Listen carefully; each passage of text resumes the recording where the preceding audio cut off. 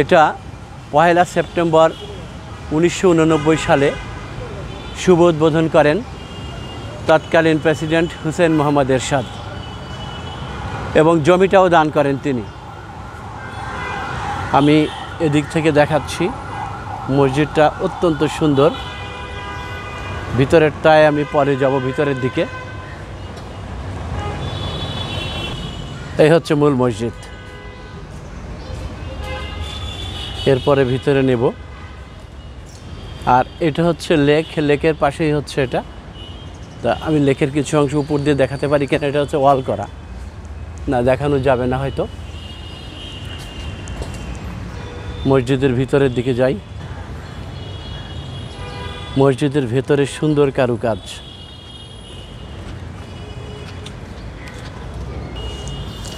মসজিদের ভিতরে ঢুকলাম, মানে মেইন ভিতরে না, বারান্দায়।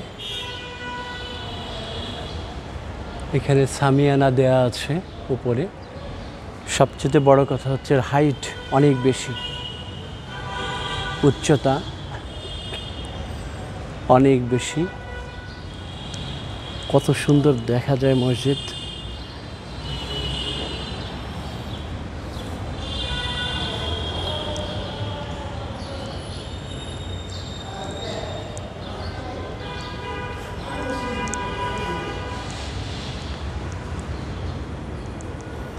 দেখেন কত সুন্দর কার্পেট বিছানো।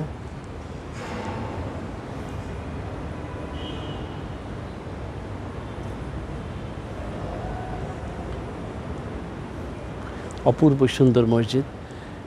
এই মসজিদটি অর্থায়ন করেন ইরাকের তৎকালীন প্রেসিডেন্ট সাদ্দাম হুসেইন। আর হুসেইন মোহাম্মদ এরশাদ হচ্ছে জায়গাটা দিয়েছিলেন। এবং এই দুই প্রেসিডেন্টের সহযোগিতায় বাংলাদেশে এত সুন্দর একটি মসজিদ প্রতিষ্ঠিত হয়েছে, গাউসুল আজম জামে মসজিদ। এখানে মেয়েরাও নামাজ পড়তে পারে, তাদের জন্য আলাদা জায়গা।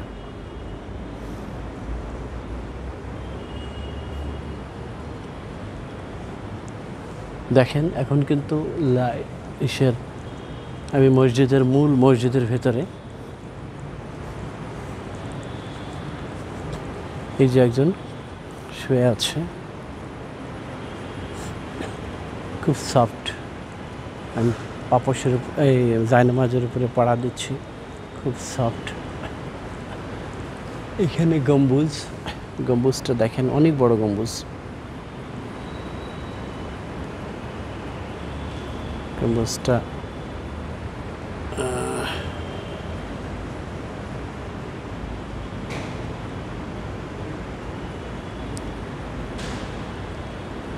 অনেক উচ্চতা, এর হাইট অনেক বেশি।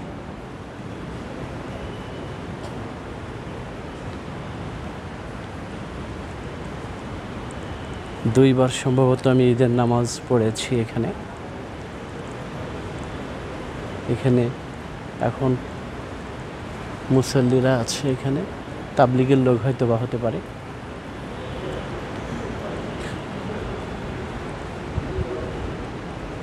এখানে সুন্দর একটি ঝাড়বাতি, এই যে দেখেন, ঝাড়বাতির রঙের সাথে আমার চুলের রঙেরটা অনেক মিল আছে। গাউসুল আজম জামে মসজিদ ঘুরে ঘুরে দেখাচ্ছি। ভেতরটা দেখুন কত চমৎকার।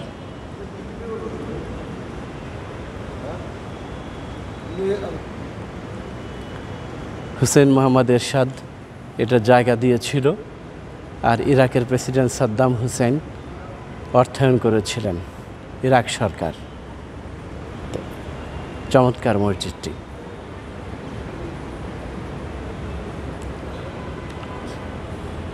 আমার সাথে আজকে কেউ নেই। আতিক হেলাল ভাই তার ক্লাস মেটদের একটি অনুষ্ঠান সেখানে যাবে, যার জন্য আমি এখানে একা। আর আতিক হেলাল ভাইয়ের যাওয়ার কথা ছিল আবু তাহের ভাইয়ের একটি অনুষ্ঠান বাড্ডা শাহজাদপুরে, কিন্তু ওটাই উনি আসতে পারবেন না। যাই হোক, আমি এটার মধ্যে ওটা বলে ফেললাম। এজন্য বললাম যে অনেকে বলবে রবিউল ভাই আতিক হেলাল ভাই কই, এজন্য আর কি। অত্যন্ত সুন্দর মসজিদটি, জায়নামাজগুলো দেখেন।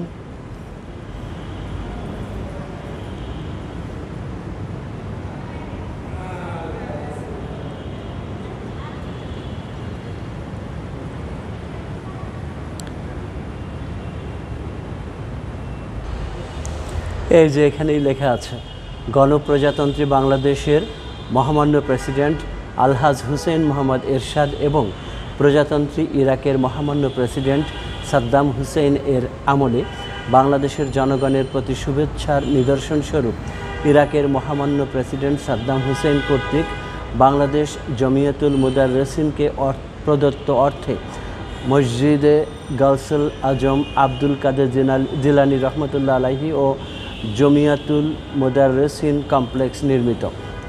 বাংলাদেশের মহামান্য প্রেসিডেন্ট হুসেইন মোহাম্মদ এরশাদ মসজিদে গাউসুল আজম আব্দুল কাদের জিলানী রহমতুল্লাহ আলাইহি ও জমিয়াতুল মুদাররিসিন কমপ্লেক্স এর জন্য এই জমিন দান করেন এবং তিনি অদ্য 29শে মুহররম 1410 হিজরি 17ই ভাদ্র 1396 বাংলা এবং 1 সেপ্টেম্বর 1989 ইংরেজি এই মসজিদ ও কমপ্লেক্স শুভ উদ্বোধন করেন। এই জায়গাটায় লেখা আছে, আপনারা এসে পড়তে পারবেন। এখন এই মসজিদুল গাউসুল আজম মসজিদটা কোথায়? এটা হচ্ছে গুলশান 1 এবং মহাখালীর মাঝামাঝি। গুলশান 1 এবং মহাখালীর মাঝামাঝি এই গাউসুল আজম মসজিদটি। এটা টিবি গেট বলা হয়, অর্থাৎ এখানে বক্ষবাদী হসপিটাল আছে, তার অপোজিটে হচ্ছে গাউসুল আজম মসজিদ। আপনারা আসতে পারেন, যদি গাজীপুরের দিক থেকে আসেন বা উত্তরবঙ্গ থেকে আসেন তাহলে মহাখালী নামবেন, মহাখালী নেমে চলে আসবেন টিবি গেট, ঠিক টিবি গেটের অপোজিটে এই মসজিদটি। আর যারা বাড্ডা গুলশান ওই রাস্তা দিয়ে আসবেন তাহলে তারা link road, Badda link road নেমে বৈশাখী গাড়িতে চলে আসবেন বা দেওয়ান গাড়িতে চলে আসবেন টিবি গেট, মাত্র 10 টাকা নেবে লিংক রোড থেকে। এরকম যেদিক থেকে আসুক, যদি ইসের থেকে কেউ চট্টগ্রামের দিক থেকে আসে তাহলে যাত্রাবাড়ি নেমে রায়দা গাড়িতে বাড্ডা লিংক রোড নামবেন। আবার কেউ যদি গুলিস্তান থেকে আসেন বা অন্য দিক থেকে আসেন, মূল কথা হচ্ছে কি মহাখালী থেকে নামলে পূর্ব দিকে আর বাড্ডা লিংক রোড নামলে পশ্চিম দিকে। এই টিবি গেটের উল্টো দিকে হচ্ছে এই